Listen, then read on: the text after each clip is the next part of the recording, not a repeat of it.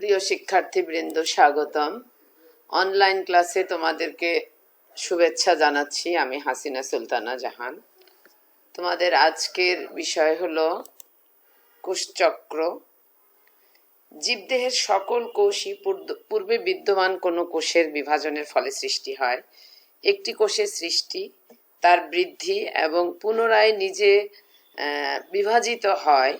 জীবদেহের এই কোষ সৃষ্টি, বৃদ্ধি ও বিভাজনকে দুজন বিজ্ঞানী হাওয়ার্ড ও পেল্ক কোষচক্র নামে অভিহিত করেছে। অর্থাৎ একটি কোষ সৃষ্টি, এর বৃদ্ধি এবং পরবর্তীতে বিভাজন, এই তিনটি কাজ যে চক্রের মাধ্যমে সম্পন্ন হয় তাকে বলা হচ্ছে কোষচক্র। কোষচক্র প্রধান দুটি ধাপে বিভক্ত। একটা হলো কোষের এম ফেজ বা মাইটোসিস, আর এই মাইটোসিস ধাপের মধ্যবর্তী যে সময় সেটিকে বলা হয় ইন্টারফেজ। অর্থাৎ দুটি মাইটোসিস ধাপের অবিভাজন, অর্থাৎ দুটা বিভাজনের পরে একটি অবিভাজন অবস্থা, এই অবিভাজন অবস্থাটাকে বলা হচ্ছে ইন্টারফেজ। এম ফেজ আর ইন্টারফেজ পর্যায়ক্রমিকভাবে পরপর এসে কোষচক্র সম্পন্ন করে। ইন্টারফেজ দশাটি দীর্ঘস্থায়ী। এম ফেজকে সুসম্পন্ন করার জন্য সব ধরনের প্রস্তুতি গ্রহণ করা হয় ইন্টারফেজ অবস্থায়। কোষচক্রের মোট সময়ের 90 থেকে 95% সময় ইন্টারফেজ অবস্থায় ব্যয় হয়। ইন্টারফেজকে সাধারণত তিনটি ভাগে ভাগ করা হয়, অর্থাৎ তিনটি উপপর্যায়ে ভাগ করা হয়, যথা G1, S এবং G2 দশা। যে কোষটি বিভাজিত হবে তার সারফেসে একটি বিশেষ রিসেপ্টর প্রোটিনের সাথে গ্রোথ ফ্যাক্টর সংযুক্ত হয়ে কোষচক্র শুরু করার নির্দেশ দান করে। অর্থাৎ টার্গেট কোষ, যে কোষটা বিভাজিত হবে, সেই কোষের কি করে সারফেসে উপরের অংশে একটা, ওটাকে চেক পয়েন্ট বলা হয়। তো সেখানে কি করে, একটি বিশেষ রিসেপ্টর প্রোটিনের সাথে গ্রোথ ফ্যাক্টর যুক্ত হয়ে কোষচক্র শুরু করার নির্দেশ দেয়। তো নির্দেশ পাওয়ার পরে পরে কোষচক্র শুরু হয়ে যায়। প্রথম ধাপ কি, ইন্টারফেজের G1 দশা। G1 দশা, একটি কোষ পরবর্তীতে বিভাজিত হবে কিনা, বিভাজন প্রক্রিয়া অংশগ্রহণ করবে কিনা তার সিদ্ধান্ত নেওয়া হয় G1 উপদশায়। এই G1 উপদশায় প্রথমে কি করে, সাইক্লিন নামক এক প্রকার প্রোটিন তৈরি হয়। এটা গত দিনও বলা হয়েছিল। এই সাইক্লিন নামক এক প্রকার প্রোটিন তৈরি হয়। এই প্রোটিনের সাথে আবার সাইক্লিন ডিপেন্ডেন্ট কাইনেজ নামক একটি এনজাইম যুক্ত হয়। যুক্ত হয়ে একটি যৌগ তৈরি হয়। সেই যৌগটির নাম হলো, সংক্ষেপে বলা হয় সাইক্লিন সিডিকে যৌগ। তো এই যৌগটি কি করে, যে সমগ্র প্রক্রিয়ার গতি ত্বরান্বিত করে ও নিয়ন্ত্রণ করে। বুঝছো, যে সমগ্র যে প্রক্রিয়াটা G1, S, G2 পরবর্তী যে ধাপগুলো, সমস্ত ধাপগুলো এটা কখনো এককভাবে এনজাইমটা কাজ করে, কখনো এই যৌগটি এটার উপরে কাজ করে বা নিয়ন্ত্রণ করে। তো সিডিকে ফসফোরাইলেশন প্রক্রিয়া নিয়ন্ত্রণ করে। ফসফোরাইলেশনটা কি, কোনো যৌগের সাথে ফসফেট যুক্ত হওয়াকে বলা হয় ফসফোরাইলেশন। তোমরা জানো যে বিভিন্ন ধরনের নিউক্লিওটাইড থাকে, এগুলো মনোনিউক্লিওটাইড, টাই ট্রাই হয়। এই কাজগুলো এখানে, আবার প্রোটিনের সাথে ফসফেট যুক্ত হয়, এইগুলো কাজ এই দশাতে হয়।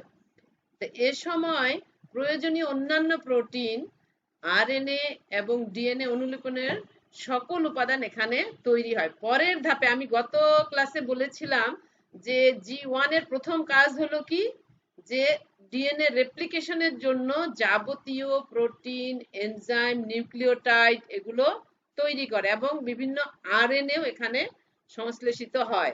আর পরের এস দশায় হতো কি, এস দশায় মূল কাজ হলো কি, ডিএনএ রেপ্লিকেশন করা, ডিএনএ সংখ্যা ডবল করা। তো এখন এখানে কি হয়, যে বিভিন্ন ডিএনএ আচ্ছা আদাব। তাহলে আরএনএ কি করে, প্রয়োজনীয় প্রোটিন G1 দশায় ডিএনএ রেপ্লিকেশনের জন্য প্রয়োজনীয় প্রোটিন, আরএনএ তৈরির জন্য প্রোটিন এবং বিভিন্ন ধরনের আরএনএ, তারপরে ডিএনএ, এগুলো অনুলিপনের সকল উপাদান তৈরি হয়। এই যে টিআরএনএ মানে এআরএনএ তৈরির জন্য যে এনজাইম গুলো আছে না, প্রোটিন গুলো আছে, তোমরা দেখলা না, এগুলো সব এইখানে G1 দশায় তৈরি হয়। তারপর এটা কোষের, একটা কোষ আর বিভাজিত হবে নাকি এক সপ্তাহ পর বিভাজিত হবে, নাকি এক বছর পর বিভাজিত হবে, নাকি আমৃত্যু, যদি ওই কোষটা স্থায়ী কোষে পরিণত হয়ে যায় আর বিভাজিত না হয়, তো তখন কোষটা কোনো একটা পর্যায়ে তো থাকবে, এই পর্যায়ে সেটি আটকে থেকে যায়। তাহলে যে স্থায়ী কোষগুলো কোন ধাপে থাকে, ম্যাক্সিমাম কোষ G1 দশাতে স্থায়ী অবস্থায় থেকে যায়। কোনো কারণে যদি গ্রোথ রেগুলেটর বা গ্রোথ ফ্যাক্টর বা হরমোনের রিয়াকশনে যদি আবার সে স্থায়ী কোষ বিভাজিত হয়, তখন এই দশা থেকে তার কার্যক্রম শুরু হয়। তাহলে এই উপপর্যায়ে এগুলো কোষগুলো কি থাকে, যদি বিভাজিত না হয় আমৃত্যু এই উপপর্যায়ে আবদ্ধ হয়ে থাকে। মোট কোষ চক্রে 30 থেকে 40% সময় এই উপর পর্যায়ে ব্যয় হয়। মোট কোষ চক্রটা কি, এই ইন্টারফেজের 3টা উপপর্যায় এবং এম ফেজ বা মাইটোসিস পর্যায়, এই সবগুলো মিলে একটি কোষ চক্র। তো এই টোটালটাকে 100 সময় ধরলে তাহলে দেখা যাবে 30 থেকে 40% সময় ব্যয় হয় এই G1 দশায়। তাহলে G1 দশার কাজ কতটুকু, যে এই দশায় একটি কোষ বিভাজিত হবে কিনা তার সিদ্ধান্ত গৃহীত হয়, এবং এখানে ডিএনএ আরএনএ তৈরি, ডিএনএ রেপ্লিকেশনের জন্য, প্রোটিন তৈরির জন্য বিভিন্ন এনজাইম প্রোটিন এখানে উৎপন্ন হয় বা সংশ্লেষিত হয়, এটিপি তৈরি হয়। এখানে এটিপি তৈরি হয়, এই যে অ্যাডিনোসিন ট্রাইফসফেট যেটা নিউক্লিওটাইড থেকে, এখানে ফসফোরাইলেশন প্রক্রিয়াও, বিভিন্ন ধরনের ফসফোরাইলেশন এখানেও হয়, এই G2 তেও হয়। তারপরে দেখো এস দশা বা সিনথেসিস দশা, উপদশা। তো এই উপপর্যায়ের প্রধান কাজ হলো নিউক্লিয়াসে ক্রোমোজোমস্থ ডিএনএ সূত্রের অনুলিপন। তোমরা ডিএনএ অনুলিপন কিভাবে হয় তোমরা এর আগে দেখেছো।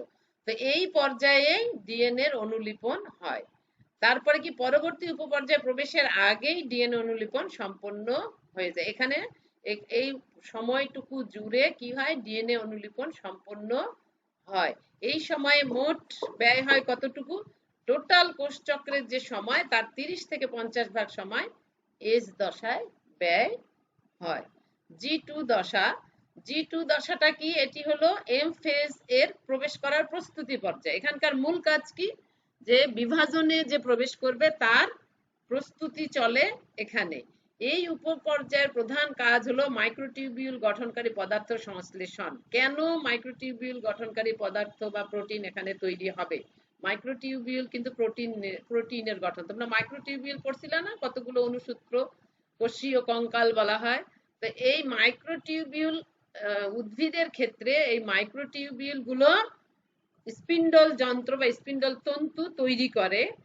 আর প্রাণীতেও এই মাইক্রোটিউবিউল থাকে, কিন্তু সেটি সেন্ট্রোজোমের মাইক্রোটিউবিউল, সেন্ট্রোজোমের মাইক্রোটিউবিউল দিয়ে প্রাণীর ক্ষেত্রে স্পিন্ডল তন্তু তৈরি হয়। তো এই G2 দশা যেহেতু এম ফেজের প্রস্তুতি এখানে, তো এখানকার কাজ কি, এখানে ডিএনএ ডবল হয়ে যায়, ডিএনএ ডবল হওয়া একটা প্রস্তুতিমূলক কাজ। এখানে এসে কি হয়, স্পিন্ডল যন্ত্র যে স্পিন্ডল যন্ত্র তৈরির যে উপাদান সেগুলো এখানে সংশ্লেষিত হয়। তাই মাইক্রোটিউবিউল গঠনকারী পদার্থ সংশ্লেষণ, যা দিয়ে মাইটোসিস পর্যায়ে স্পিন্ডল তন্ত্র তৈরি হয়। একটি সেন্ট্রোজোম থেকে দুটি সেন্ট্রোজোমে পরিণত হয়, একটি সেন্ট্রোজোম বিভাজিত হয়ে দুটি সেন্ট্রোজোমে পরিণত হয়, এটা সেন্ট্রিওল হবে। একটি সেন্ট্রোজোম থেকে দুটি সেন্ট্রিওলে পরিণত হয়, দুটো সেন্ট্রিওলে ভাগ হয়ে যায়, আলাদা হয়ে যায়। তাহলে সেন্ট্রোজোম মাইক্রোটিউবিউল তৈরি সূচনা করে। হ্যাঁ, সেন্ট্রোজোম কি করে, মাইক্রোটিউবিউল সূচনা। এখানে যে স্পিন্ডল তন্তু তৈরি হবে তার যে তন্তু, সেটা এই সেন্ট্রোজোম এখানেই মাইক্রোটিউবিউল তৈরি শুরু করে দেয়। বিভাজন প্রক্রিয়ার জন্য প্রয়োজনীয় শক্তি এটিপি এখানে তৈরি হয়, বিভাজনে এটিপি লাগে, সেই এটিপিটি এখানেই তৈরি হয়। G2 থেকে মাইটোসিসে প্রবেশ করতে হলে ম্যাচুরেশন প্রমোটিং ফ্যাক্টর নামে একটি প্রোটিন আছে, এই প্রোটিনটির প্রয়োজন হয়। আমি গত ক্লাসেও বলেছিলাম G1 দশায় প্রবেশ একটা, এখানে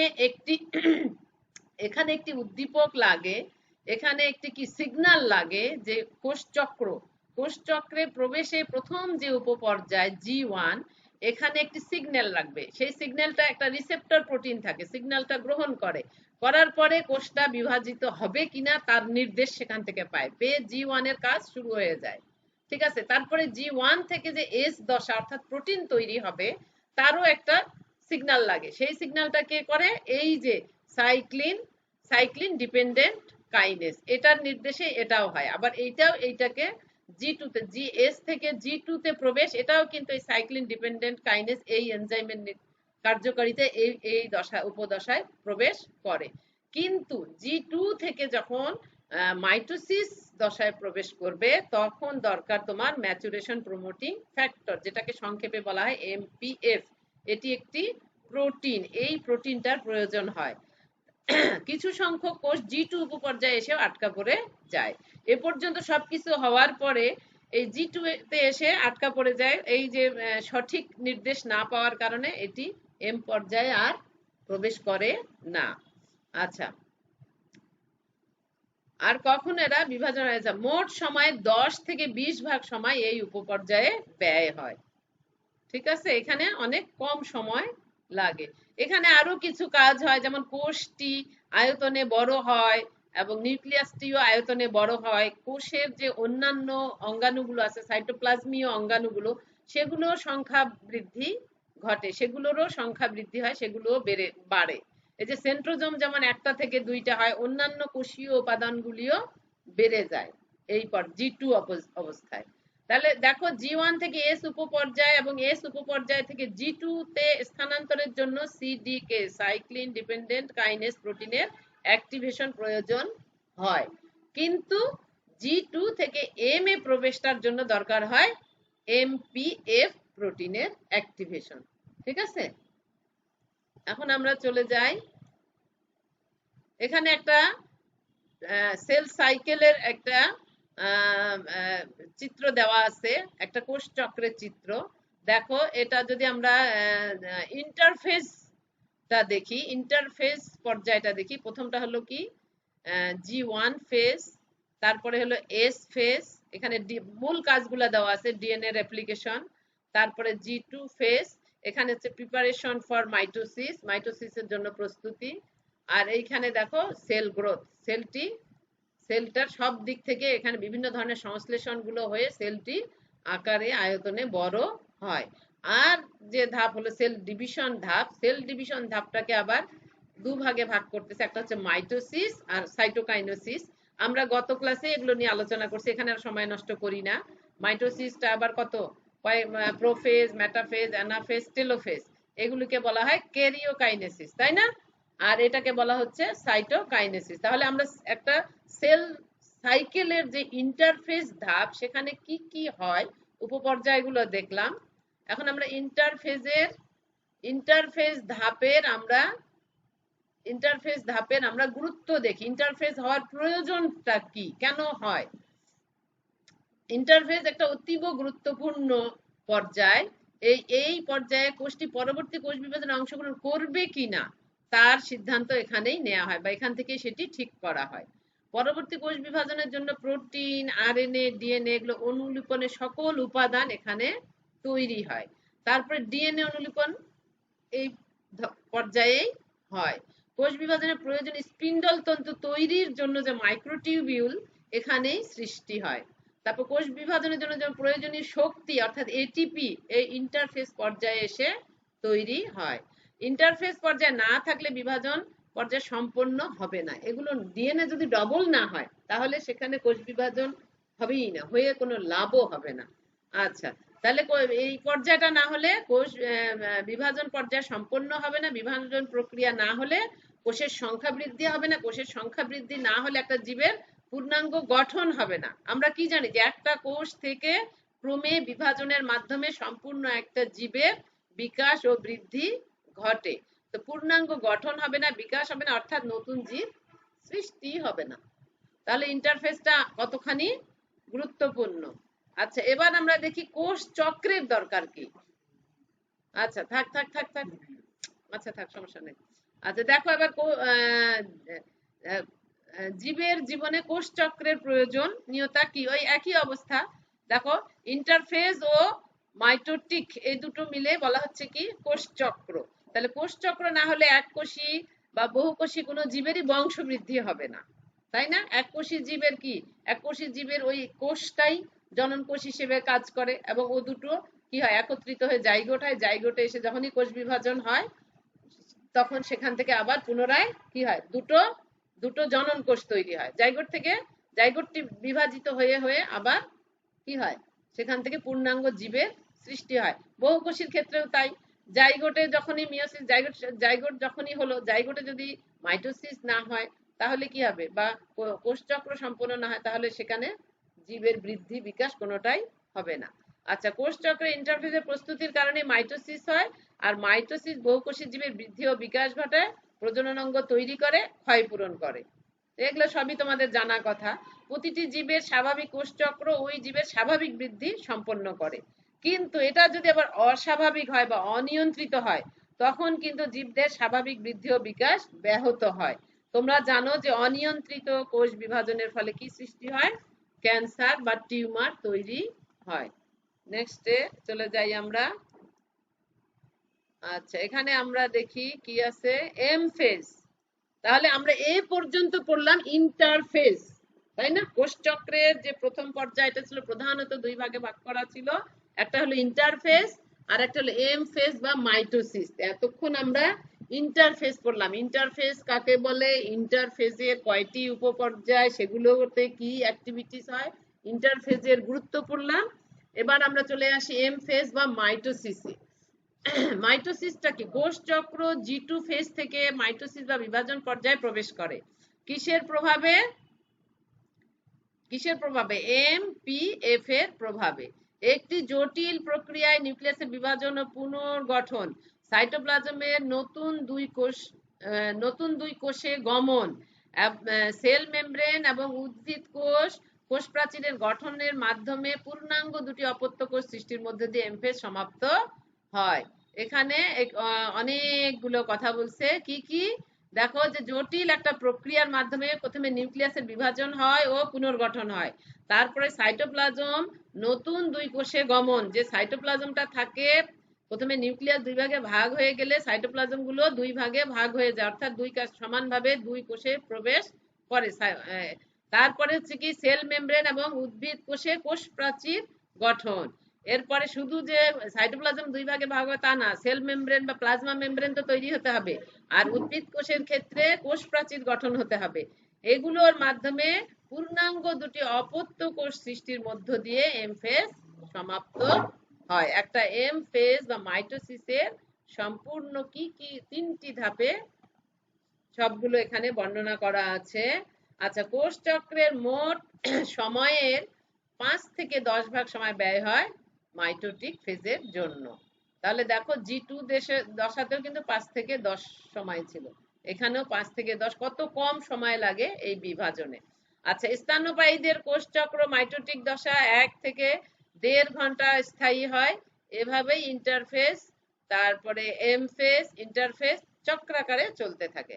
একটা ইন্টারফেজ হয়, এম ফেজে একটা অপত্য কোষ তৈরি হয়, সেখানে আবার ইন্টারফেজ হয়, হওয়ার পর আবার সেখানে এম ফেজ হয়, এভাবে এটা চক্রাকারে চলতে থাকে। সম্পূর্ণ মাইটোসিস কোষ বিভাজন প্রক্রিয়া দুটি প্রধান ভাগে বিভক্ত। আমরা আগেও বলেছিলাম এটা দুটো ভাগ, কি ভাগ, একটা হলো ক্যারিওকাইনেসিস বা নিউক্লিয়াসের বিভাজন, আর একটা হলো সাইটোকাইনেসিস বা সাইটোপ্লাজমের বিভাজন।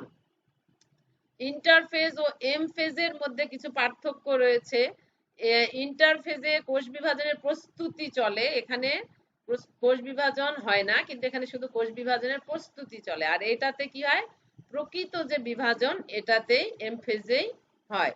কোষ চক্রের 90 থেকে 95 ভাগ সময় যায় ইন্টারফেজে, এখানে মাত্র 5 থেকে, এম ফেজের ক্ষেত্রে শুধুমাত্র 5 থেকে 10% সময় যায়। এখানে কোষের বিভিন্ন উপাদানগুলোর বৃদ্ধি ও সংখ্যাগত বৃদ্ধি ঘটে, কিন্তু এখানে কোষীয় সংগঠন বিস্তার ও বিভাজন ঘটে, অর্থাৎ কোষ যে সংগঠনগুলো রয়েছে তার দুই ভাগে ভাগ হয়ে যায়। বংশগত বস্তু ক্রোমাটিন হিসেবে থাকে ইন্টারফেজ পর্যায়ে, কিন্তু এখানে এসে ক্রোমোজোম হিসেবে আত্মপ্রকাশ করে। আচ্ছা, ক্যারিওকাইনেসিস, নিউক্লিয়াসের বিভাজনকে ক্যারিওকাইনেসিস বলা হয়। মাইটোসিস কোষের মাতৃকোষের নিউক্লিয়াস থেকে দুটি অপত্য নিউক্লিয়াস সৃষ্টি হওয়াটাকে বলতেছে ক্যারিওকাইনেসিস। তো কোষ বিভাজন একটি অবিচ্ছিন্ন বা ধারাবাহিক প্রক্রিয়া। একে বিভিন্ন পর্যায়ে ভাগ করা একেবারেই কঠিন। এই জন্য তারপরে বর্ণনার সুবিধার্থে যে টোটাল যে কাজগুলো হয় এই ক্যারিওকাইনেসিসে, তো সেটাকে 5টা দশা বা পর্যায়ে ভাগ করে বর্ণনা করা হয়। কাজগুলোকে আলাদা আলাদা করে নিয়ে বর্ণনার সুবিধার্থে প্রতিটা অংশকে একটা করে নাম দিয়ে 5টা দশায় ভাগ করা হয়েছে এই ক্যারিওকাইনেসিসকে। পর্যায়গুলি হলো